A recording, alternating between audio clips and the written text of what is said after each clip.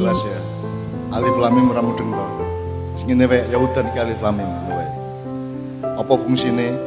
Zalikal ini hujan adalah bacaan hidupmu malam ini. Bacaan hidupmu. Dadi kowe kan maca ora ming buku to ora ming huruf ora ming tulisan. Maca ki ya alam, ya awakmu dhewe ya kahanan. Jadi kamu membaca semua zalikal kita. Jadi semua itu kitab. Semua itu kitab. Kowe nang pasar, kowe nang dalan itu semua adalah kitab atau bacaan yang kamu, kalau kamu bacanya karena tahu itu dari Allah, maka dia menjadi hudan lil muttaqin. Jadi mudah-mudahan tetesan hujan ke rambut Anda, ke peci Anda, ke kaos, baju dan jaket Anda itu mengantarkan hidayah Allah kepadamu. Mengantarkan petunjuk, kesejahteraan dan kemudahan hidup. Amin ya. Jadi tantangan ayo. Utano, ya, utano. Makin banyak rahmat saya makin butuh dari Allah Subhanahu wa taala. Ngono ya Rek ya. Jadi bahkan Pak Yos, anak-anak ini misalnya ketiban cecak ini biasanya kan terus wedi ya. Wah iki ono apa? Kene rezeki ngono wae to. Cicak rezeki ngono wae. Berkah ngono wae ya. Tambah lawuh gitu ya. Untuk bojo ngono to ya. Untuk bojo. Tergantung keadaanmu masing-masing, pokoknya ana inda dhanni abdi bi, aku ini kata Allah berlaku berdasarkan persangkaan hambaku kepadaku. Kalau mereka bilang rizki dan karena mereka husnudzon kepada Rahman Rahimku, maka Allah akan mengabulkan. Ngono ya Rek ya. Oke, ini untuk awal saya langsung sinau bareng udan gitu ya. Kemudian saya ini matur nuwun kepada Pak Yos, kepada semua sivitas akademika Undip, karena saya dan Kiai Kanjeng kok yo gelem-geleme ngundang aku karo Kiai Kanjeng gitu loh. Pada ulang tahun yang sangat penting, tahun ke-65, 2 tahun lebih tua dari Rasulullah sallallahu alaihi wasallam. Aku dhewe wis luwih tua, aku wis meh 70 Pak Sedrat meneh Pak ya. Nah Undip telah tua dari saya. Saya itu ke Undip pertama tahun 1973. Waktu itu ada Kongres Nasional Himpunan Mahasiswa Islam, pergantian dari ketua lama Ridwan Saidi masuk ke ketua yang baru namanya Syarif Najib Romas. Nah aku dikon ceramah umum, modar aku. Waktu itu saya baru tamat SMA. Dan saya tidak paham sampai hari ini kok aku dikon ceramah umum nih HMI karepe piye.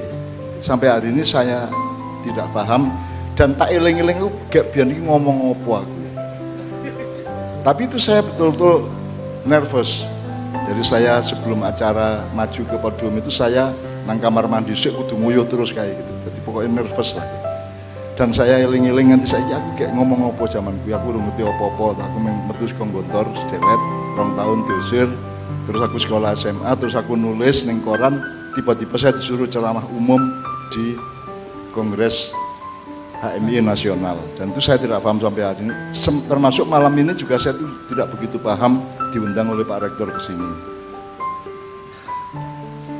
Semakin besar ketidakpahaman saya dan keheranan saya, semakin tinggi rasa syukur saya kan gitu kan. Koyo gelem-gelemnya alhamdulillah gitu ya. Karena saya ini sama dunia kampus sudah tidak sambung 10 tahun lebih. Aku ora tahu diundang karo kampus-kampus Pak. Menurut suwe banget gitu ya. Mungkin terakhir di Undip waktu apa itu Pak? 2015. Jadi ternyata 7 tahun yang lalu saya diundang ke Undip. Terakhir itu yang paling Kiai Kanjeng sama saya itu paling ke UNER, ke ITS, tapi selebihnya enggak. UGM itu enggak kenal saya coba. Segawon toh ini. Tonggone loh. Saya tidak dikenal. Tapi saya tidak marah karena apa? Karena memang itu salah saya sendiri, karena saya tidak belajar sebagaimana UGM memberi pelajaran. Karena saya itu tidak sekolah, tidak kuliah, tidak jelas ilmunya. Saya tidak memproses diri saya untuk menjadi expert apapun saja. Jadi saya tidak punya ekspertasi di bidang apapun saja. Jadi aku orang ming ora sarjana, orang ming ora S2, S3, dokter, profesor ora. Saya betul-betul tidak punya ekspertasi di bidang apapun. Saya dianggap agamawan ya dudu wong aku seniman. Dianggap seniman ya ora diakoni wong aku sering dikasih pengajian. Bahkan tadi pembawa acara mengatakan kita tunggu petuah-petuah, ndasmu petuah apa? Petuah apa aku ora arep gawe petuah sapa-sapa. Aku iki karo uripku dhewe Kalau uripku dhewe modar ambyar aku gitu. Jadi saya itu tidak punya hak dan tidak merasa mungguh apapun untuk memberi tausiah kepada orang lain, dan saya belum akan memberi wasiat apa-apa gitu ya. Jadi makanya kita pilih sinau bareng.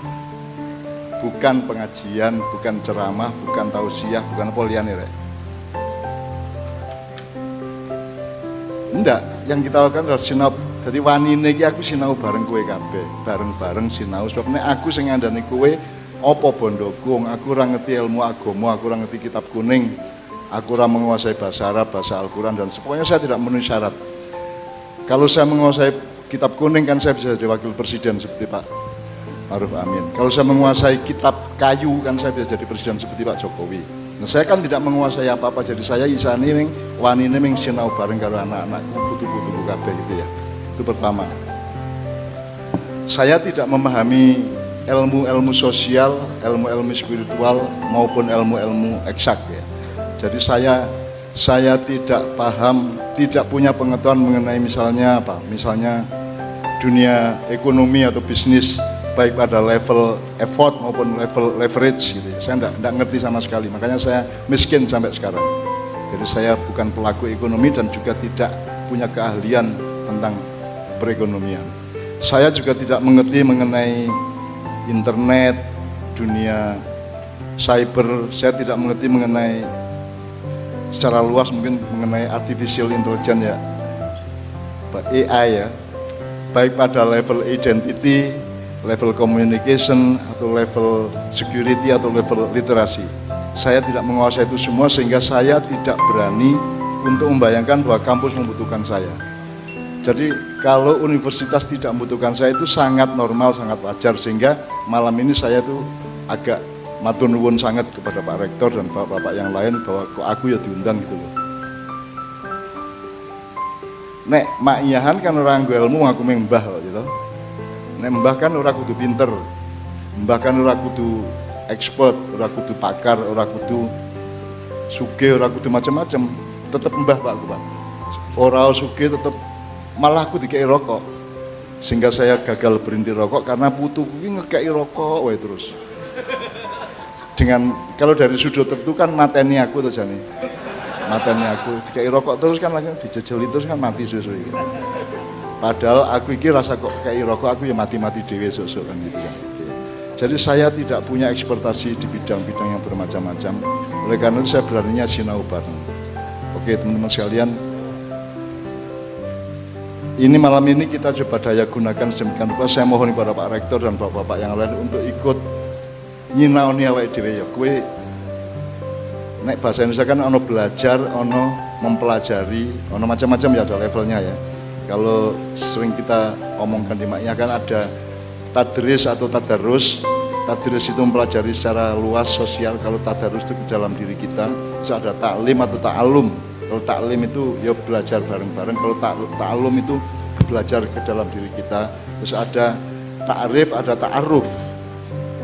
Terus ada lagi takdib, ada ta'adub. Kalau takdib itu membiasakan peradaban di antara kita. Terus kalau ta'adub itu kita memberadabkan diri kita, ta'adub. Jadi ada banyak terminologi yang kita pakai selama ini di Ma'iyah. Jadi pokoknya malam ini kalau bisa kita daya gunakan sebentar. Mumpung ada beliau-beliau kita tanya. Karena tadi saya sudah mengobrol di ruang ganti di tempat transit tadi sangat banyak, dan ternyata beliau-beliau ini orang Ma'iyah dalam arti esensial, bukan dalam arti bendera, bukan dalam arti organisasi gitu ya. Karena Ma'iyah juga tidak akan pernah menjadi organisasi, tidak akan pernah punya bendera, ono lambangnya rek, tapi duduk gendero gitu. Tidak akan pernah bersifat administratif, tidak akan pernah jadi ormas, tidak akan bersaing dengan NU atau Muhammadiyah, tidak akan menjadi madhab seperti Sunni atau Syiah atau Hanafi, Hambali, apa? Karena ada 5 madhab itu, Syafi'i, Maliki, Hambali, terus apa? Hanafi, terus terakhir Jokowi.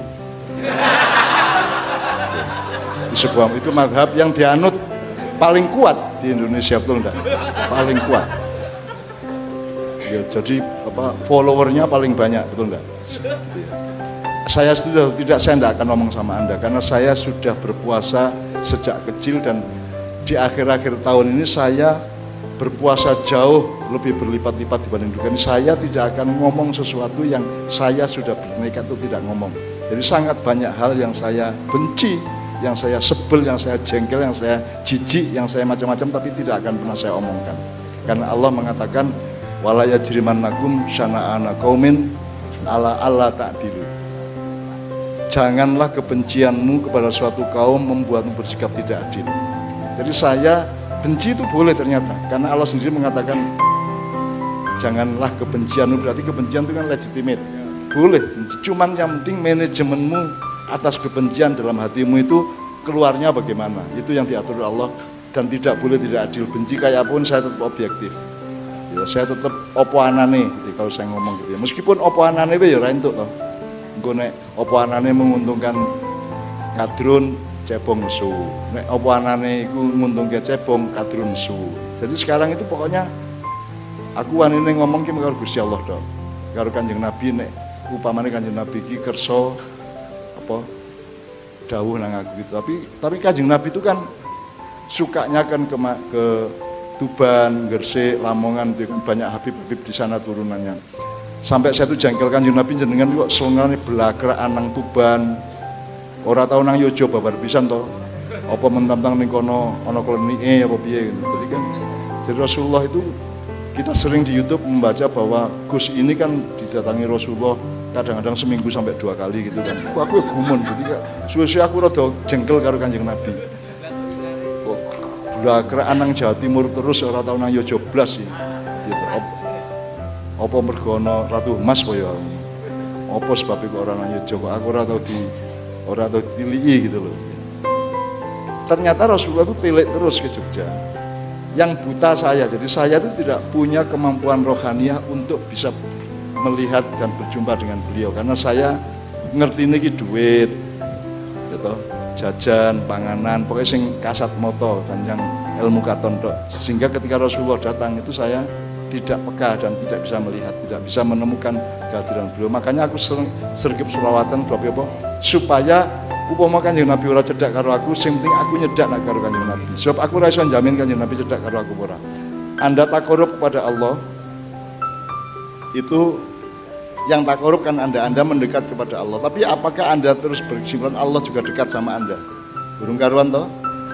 Oke, tidak ada masalah. Kita tidak akan pernah tahu Allah dekat sama kita apa tidak. Tapi yang penting kita tegaskan, kita teguhkan, kita setia dan kita istiqomah. Kita terus menerus mendekat kepada Allah dan Kanjeng Nabi Muhammad SAW kan gitu.